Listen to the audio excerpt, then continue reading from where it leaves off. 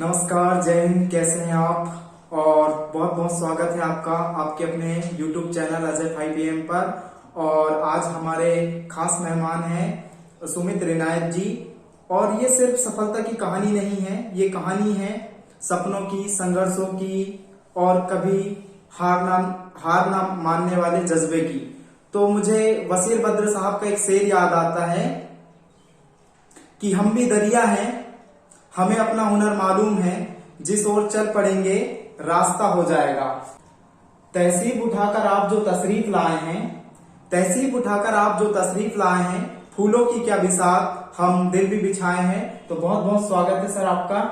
नमस्ते। नमस्ते सर, कैसे हैं आप? बिल्कुल मैं आपकी तरह हूँ। अरे वाह, जी जी जी, बहुत अच्छा जवाब।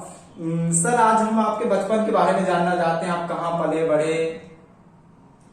जी हाँ, तो मेरा नाम सुमित रिनायत है, जैसा आपने बताया। मैं बालाघाट के बूढ़ी एक क्षेत्र है, वहाँ पे रहता हूँ और मेरा बचपन वहीं पे ही बीता है। मेरा बचपन और स्कूलिंग विवेक ज्योति ज्ञानपीठ स्कूल, हिंदी मीडियम जो स्कूल है, MC बोर्ड, उसमें मेरी पढ़ाई हुई है। और जैसा मेरा फैमिली वहीं रहती है, मेरा भाई है, मम्मी पापा। और एजुकेशन के बाद जस्ट मैंने इंजीनियरिंग की, फिर पुणे से फिर आगे और अलग अलग जगह पे जर्नी हुई। सो ये जस्ट एक शॉर्ट लाइफ का सारांश। जी जी जी। आप अपने दादाजी से काफी प्रभावित थे, तो उनकी कौन सी बातें आपको प्रभावित करती थी? जी हाँ, ये एक चीज़ है कि बचपन में मेरे दादाजी के साथ में था, क्योंकि सबसे जो अच्छी चीज़ थी हमारे दादाजी की कि वो हर चीज़ उनको करते आती थी या वो ट्राई करते थे। वो बढ़ईगिरी का काम हो, इलेक्ट्रॉनिक्स का काम हो, या पूजा पाठ का काम हो, या व्यवहारिकता हो, हर चीज़ में वो बहुत अच्छे थे। सो बचपन से ही, क्योंकि मैं उनको देख के ही बड़ा हुआ हूँ, तो कहीं ना कहीं ये सब चीज़ें मुझे बहुत प्रभावित मुझे की है इन सब चीज़ों ने अपनी लाइफ में। और इसी का भी जो भी मेरा अभी लाइफ अभी जो जैसे भी है, मैं मानता हूँ कहीं ना कहीं उनका बहुत बड़ा योगदान है। मुझे याद है कि बचपन में मैं जैसे मैंने बताया, मेरे दादाजी पूजा पाठ बहुत करते थे। लोग दूर दूर से उनसे दवाइयाँ लेने आते थे। वो नवरात्रि की पूजा भी करते थे। वो इलेक्ट्रॉनिक से बुक पढ़ के इलेक्ट्रिक बोर्ड खुद बनाते थे, टीवी खुद सजाते थे।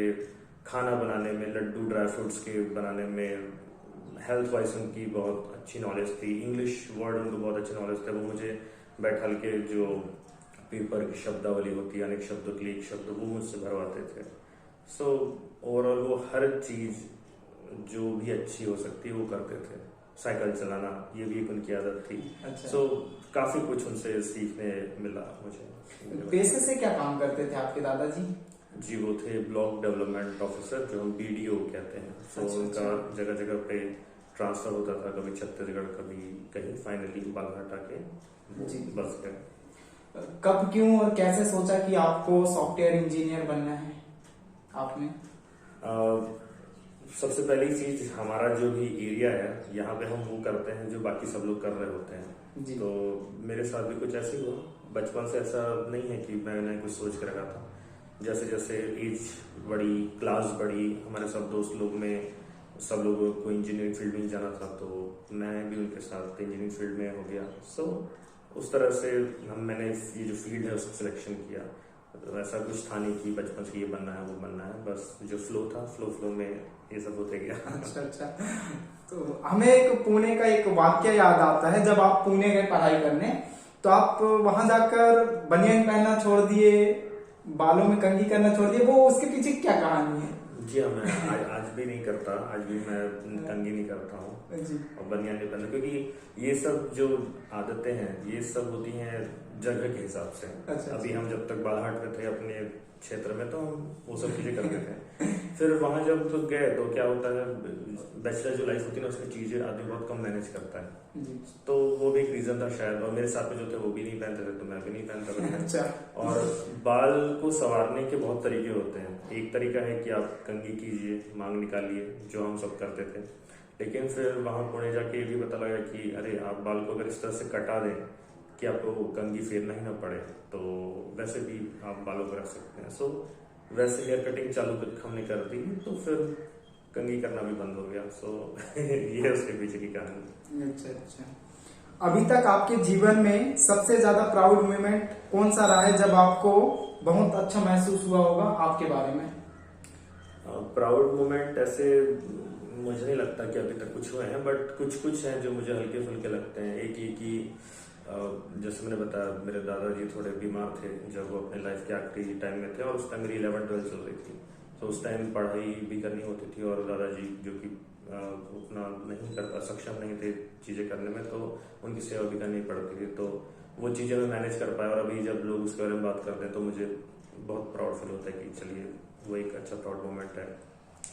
दूसरा प्राउड मोमेंट ये था जब मैं बाहर गया, मतलब फर्स्ट टाइम कंपनी की तरफ से अमेरिका जाने का अवसर मिला, तब थोड़ा प्राउड मोमेंट था कि चलिए अपन अपने क्षेत्र से हैं और बाहर जाके कुछ कर रहे हैं, हमने दुनिया देखी है कैसे अलग तरह से लोग रहते हैं। तो वो थोड़ा बहुत प्राउड मोमेंट आप बोल सकते हैं। बाकी और ऐसा कोई प्राउड मोमेंट तो अभी तक ध्यान में नहीं है। बट हाँ, एक और चीज़ ये हम बोल सकते हैं कि कोरोना के टाइम में, जैसे कि आपको पता है हम लोग बाहर थे बेल्जियम में, कोरोना के टाइम हमारी बेटी पैदा हुई दुईशा, और उस टाइम कोरोना की वजह से कोई फैमिली मेम्बर्स आ नहीं सकता था वहाँ पे। सो वो हम दोनों ने मिलकर मैनेज किया।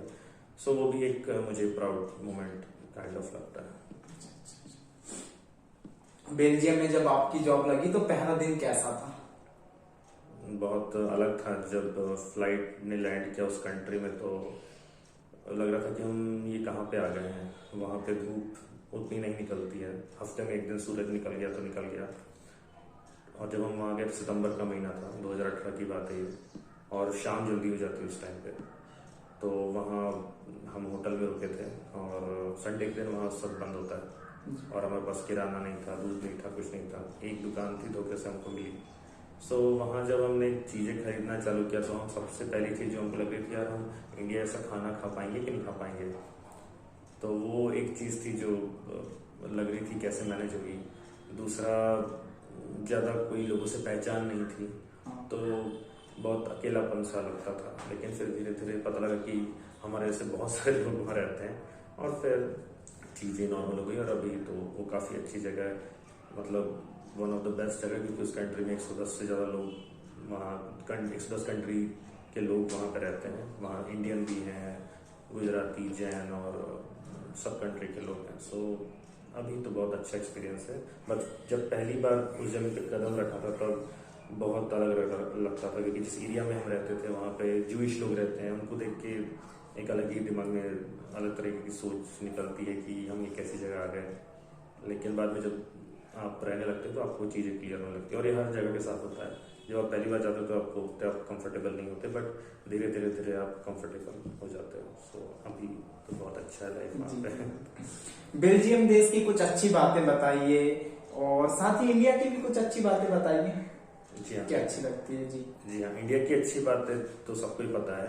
मैं कुछ चीज़ें बताता हूँ, क्योंकि जब आप एक जगह से दूसरी जगह जाते हो तो आप चीज़ों में कंपैरिजन, मतलब क्या अच्छा है क्या बुरा है, इसका आपको अंदाजा लग जाता है। तो उस हिसाब से मैंने जो एक्सपीरियंस किया मैं आपको बताता हूँ। इंडिया में पहले बेल्जियम का मैं आपको बताता हूँ। सबसे पहली चीज़ है कि धूल बहुत कम होती है। ये जो कंट्रीज हैं यूरोप की या अमेरिका की, इन कंट्रीज में धूल बहुत कम होती है। उसका रीज़न ये होता है कि जो भी खाली ज़मीन है उसको लोग घास से भर देते हैं, और बाकी ज़मीन को सीमेंट से भर दिया जाता है, कंक्रीट जो भी स्ट्रक्चर है उससे।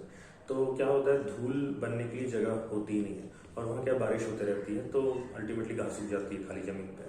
धूल जो चीज़ है जो मुझे लगती है जो वहाँ नहीं है वो अच्छा है। दूसरा, वहाँ की मतलब टेम्परेचर अगर कम रहता है तो इंसान का दिमाग जो है बहुत कंफर्टेबल जोन में होता है और प्रॉपरली फोकस कर पाता है। सही। तो वो एक चीज़ जो बहुत अच्छी है। अगर ठंडा मौसम रहेगा तो आप ज़्यादा अच्छा फोकस कर पाओगे, दिन का बहुत अच्छा यूज़ कर पाओगे अपने आप। मतलब हमारे यहाँ पे भी हम ठंडी के मौसम में बहुत अच्छे से काम करते हैं या एक्टिव रहते हैं, हेल्थ अच्छी होती है। सो वो एक चीज़ है जो मुझे अच्छी लगती है। खाना, वहाँ के लोग का खाना बहुत अच्छा लगता है। वहाँ के लोग ब्रेड खाते हैं, सूप खाते हैं, सलाद खाते हैं। हल्दी, ज़्यादा मिर्च मसाला तो है ही नहीं कल्चर में, तेल नहीं होता उनके खाने में, फैट बहुत ही कम होता है। तो वो एक बहुत अच्छी चीज़ है उनके खाने में। दूसरा, एक्सरसाइज बहुत करते हैं वहाँ के लोग। इस बच्चे स्पोर्ट्स में बहुत रहते हैं, बड़े लोग साइकिल चलाते हैं, और फिजिकल वर्कआउट जब तक ज़्यादातर चीज़ें वो खुद से करते हैं। तो ये सब जो चीज़ें हैं ये कुछ मेरे को वहाँ की बहुत अच्छी लगती हैं। इंडिया से जब कंपेयर करें तो ये सब चीज़ें अगर हम हमारे यहाँ पे भी करें, हम थोड़ा खाना अच्छा खाएं, गंदगी को जितना हो सके कम करें, धूल को ट्राई करेंगे कम हो सके, तो काफ़ी कुछ हमें अच्छा फील होगा। अभी इंडिया में तो बहुत सारी चीज़ें जो अच्छी हैं, तो 2-3 चीज़ें जो मैं बताऊंगा जो वहाँ जाके मुझे फील होती है कि यहाँ जैसे हमको जो चाहिए वो बहुत कम दाम में इंडिया में बहुत अच्छी अच्छी चीज़ें अवेलेबल है। लेकिन बाहर ऐसा नहीं होता, क्योंकि बाहर जितना बड़ा क्षेत्रफल इंडिया का है इतना बड़ा क्षेत्रफल किसी देश का नहीं है। जितने नेचुरल रिसोर्सेज चाहिए होते हैं, क्योंकि किसी चीज़ को बनाने में आपको कपड़ा बनाना है कॉटन लगता है, या मैन्युफैक्चरिंग मशीनरी करना है तो निकल, आयरन और बहुत सारे और की जरूरत पड़ती है आपको। तो इंडिया इन सब मामले में बहुत धनी है। तो ये सब चीज़ें बाहर नहीं होती, तो उन्हें बाहर से एक्सपोर्ट करना पड़ता है, इसलिए चीज़ें बहुत कॉस्टली होती हैं। तो इंडिया में हमें बहुत सारी चीज़ें बहुत कम दाम में बहुत अच्छी मिलती हैं। ये इंडिया में बहुत अच्छी चीज़ है। और इंडिया का जो ब्रेन है ये पूरे दुनिया में बहुत अच्छा माना जाता है। हमारा जो ब्रेन है, हमको जो भगवान ने एज ए इंडियन धरती पे पैदा होने की वजह से हमको जो मिला है, हमारा ब्रेन बहुत अच्छा है। अगर हम उसको अच्छे से यूज़ करते हैं तो हम बाकी जितने भी लोग हैं उससे बहुत अच्छा कर सकते हैं अपनी लाइफ में सुधार। ऐसा तो इंडियन ब्रेन जो है ये इसका मुकाबला कोई नहीं कर सकता, बहुत अच्छा इंडियन ब्रेन होता है। आपकी लाइफ की कुछ लर्निंग्स बताइए। जी हाँ, तो अभी जैसे मैं लगभग 30 से ज़्यादा उम्र तो हो ही चुकी है मेरी, तो हर जगह पे कुछ ना कुछ मुझे एक्सपीरियंसेस बोल सकते हैं मिलते गए, जो हर किसी को मिलते हैं। लेकिन अगर ये एक्सपीरियंस हमको बहुत जल्दी पता लग जाए, मतलब जो लर्निंग्स है, तो हम अपना कम समय में काफ़ी चीज़ों को हासिल कर सकते हैं। सो मेरे को जो लगता है, जो मैंने अभी तक सीखा हूँ, कुछ बेसिक की पॉइंट्स जो मैंने ऑब्जर्व किए हैं, जो हमें होना चाहिए और हमें नहीं होता। सबसे पहली चीज़ है फुर्तीला होना, फुर्तीला शरीर से भी और दिमाग से भी। क्यों? क्योंकि आप जितने भी महान लोग हैं, अगर आप उनको ऑब्जर्व करोगे तो वो आलसी नहीं होते हैं, वो बहुत फुर्तीले होते हैं, दिमाग से भी और शरीर से भी। फुर्तीला होने का मतलब सिंपल शब्दों में आपके जो 24 घंटे हैं उनका प्रॉपर यूटिलाइजेशन करना होता है। आप जितना लिमिटेड ज़रूरत है उतना सोइए, बाकी जितना भी टाइम आपको मिलता है उसको आप जितनी एनर्जी के साथ कर सकते हैं, पूरी फुर्ती के साथ, वैसा करिए। जब आप इस तरह की लाइफ जिएंगे तो ऑटोमेटिकली आप देखना आपकी लाइफ बहुत अच्छे लेवल पे जाएगी। आप किसी का भी एग्जांपल ले लीजिए, अपने अरविंद भैया उनका एग्जांपल ले लीजिए, मोदी उनका ले लीजिए, जग्गी वासुदेव है, या जितने भी दुनिया में एलन मस्क या जितने भी महान लोग हैं, सब लोगों के साथ एक चीज़ कॉमन है, वो अपने 24 घंटा, जो एक दिन में हमें 24 घंटे मिलते हैं, उसमें कम से कम सोते हैं और ज़्यादा से ज़्यादा काम करते हैं। और कहीं ना कहीं ये एक जो हैबिट है ये अल्टीमेटली आपकी बाकी की पूरी हैबिट को अच्छा कर देगी। तो समय का प्रॉपर आप यूटिलाइजेशन अगर कर सकते हैं तो करिए। और दूसरी चीज़ है फोकस्ड होना। किसी भी चीज़ पे अगर आप पूरी तरह से फोकस्ड होकर काम करते हैं तो दुनिया की कोई ताकत नहीं है कि आप उस फील्ड में सफलता आपको ना मिले या आप उस टारगेट को अचीव ना कर पाए। सो ये 2 चीज़ मैं मानता हूँ जो बहुत मुझे लगता है कि इम्पैक्ट करती है किसी भी इंसान की लाइफ को।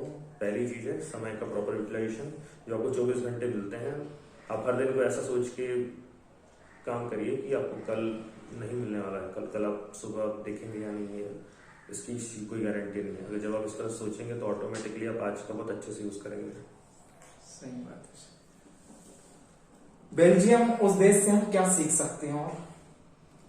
और उनसे हम एक्चुअली अगर हम हिस्ट्री में देखें तो काफ़ी कुछ चीज़ें हैं जो यूरोप में जल्दी डेवलप हो गई, क्योंकि उनके पास पैसा बहुत। हमारे पास एक बहुत बड़ा रीज़न है जो हमारा डेवलपमेंट नहीं हो पाया, वो है पैसा।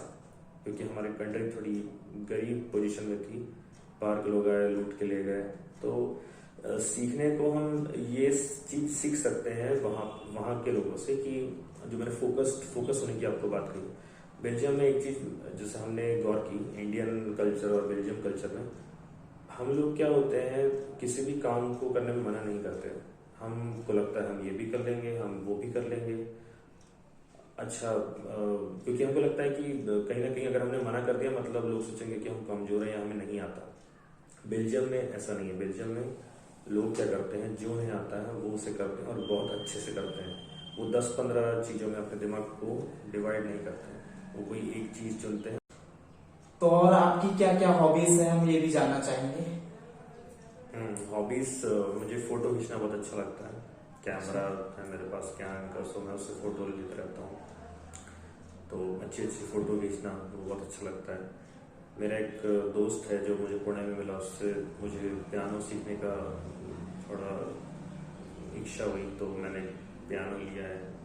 जी बजाते हैं आप, पियानो बजाते हैं? और मैंने बहुत सारे गाने सिलेक्ट करके रखे हैं जो मैं प्रैक्टिस करूंगा और बजाऊंगा, लेकिन मुझे टाइम नहीं मिल पाता। लेकिन जब भी टाइम मिलता है तो मैं वो धुन सीखता हूँ और बजाने का ट्राई करता हूँ। सो वो एक है।